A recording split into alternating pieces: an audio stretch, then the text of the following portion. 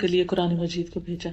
اور ہم سے یہ تقاضا کیا کہ ہم اس کے مطابق اپنی زندگی بسر کریں، کیونکہ یہ دنیا اللہ نے بنائی، ہمیں بھی اللہ نے بنایا اور پھر صرف ایک وقت تک کے لیے بنایا، یعنی دنیا میں بھیجا ہے، اس کے بعد ہم سب کو واپس جانا ہے۔ تو واپس جا کر ہمیں یہ بتانا ہوگا کہ ہم یہاں پر کیا کر کے آئے۔ ایک طریقہ یہ ہے کہ ہم اپنی مرضی کے مطابق جو ہمارا دل چاہے ہم وہ کریں،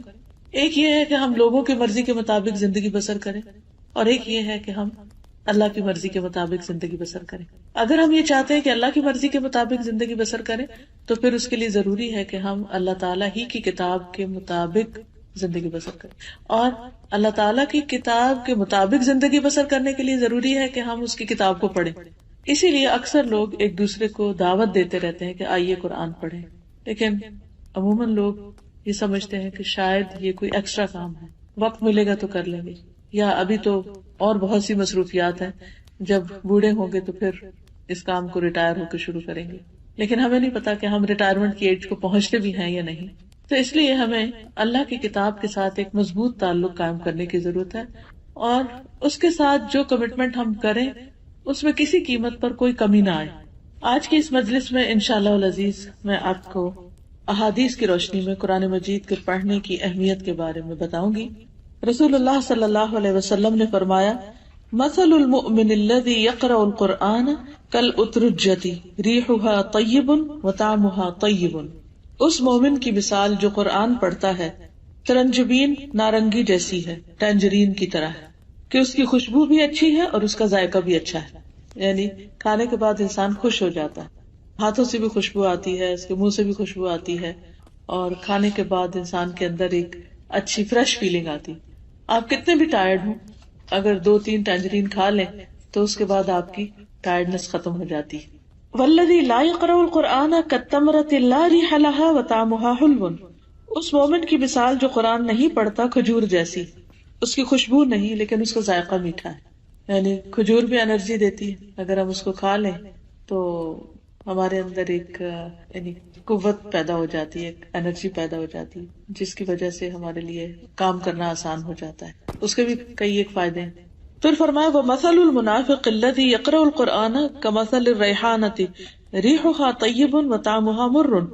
اس منافق کی مثال جو قرآن پڑھتا ہے خوشبودار پودے جیسے گلاب وغیرہ کی طرح، جس کی خوشبو اچھی اور ذائقہ تلخ ہے، یعنی وہ دوسروں کو تو خوشبو دے رہا ہے لیکن اپنے اندر اس کے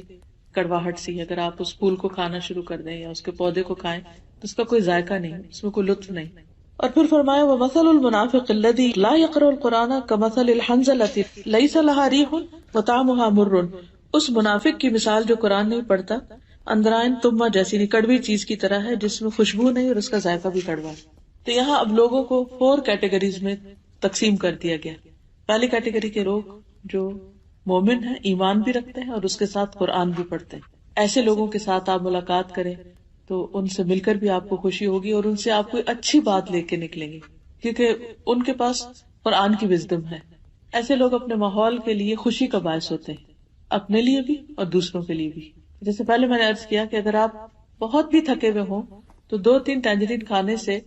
آپ کی ساری تھکاوٹ دور ہو جاتی، آپ کی آنکھیں کھلنے لگتی ہیں، آپ کے اندر لگتا ہے کسی نے ایک روح ڈال دی۔ اسی طرح آپ روحانی طور پر، ذہنی طور پر کتنے بھی تھکے ہوئے ہوں، لیکن اگر آپ قرآن مجید کے کچھ حصے کی تلاوت کر لیں یا اس کو سن لیں یا اس کو پڑھ لیں، اس کو سمجھ لیں، تو آپ کی روحانی تھکاوٹ دور ہونے لگتی۔ اور جب آپ کی اپنی تھکاوٹ دور ہوتی ہے تو آپ کام ڈاؤن ہوتے ہیں، جب آپ کام ڈاؤن ہوتے ہیں تو پھر آپ کا معاملہ دوسروں سے بھی اچھا ہونے لگتا ہے۔ جب دوسروں کے ساتھ آپ اچھے ہوتے ہیں تو ان کو آپ سے خوشی ملتی، جب آپ انہیں خوش کرتے ہیں تو جواب میں وہ بھی آپ کو خوش کرتے ہیں۔ لیکن اگر ہم قرآن مجید سے تعلق نہیں رکھتے تو اس کی بھی آگے مثال بتائی گئی کہ جس دل میں قرآن نہیں وہ ویران گھر کی طرح ہے جو بے آباد ہو۔ دوسری بات یہاں یہ بتائی گئی کہ جو قرآن نہیں پڑھتا لیکن ہے ایمان والا تو وہ ہے تو میٹھا لیکن اس کی کوئی خوشبو نہیں، یعنی وہ اپنی ذات میں اچھا بھی ہو سکتا ہے لیکن اس سے دوسروں کو کوئی زیادہ فائدہ نہیں پہنچتا۔ اپنی ذات میں کس طرح اچھا ہے کہ وہ نماز پڑھ لیتا ہے، روزہ رکھ لیتا ہے، اپنے آپ کو فائدہ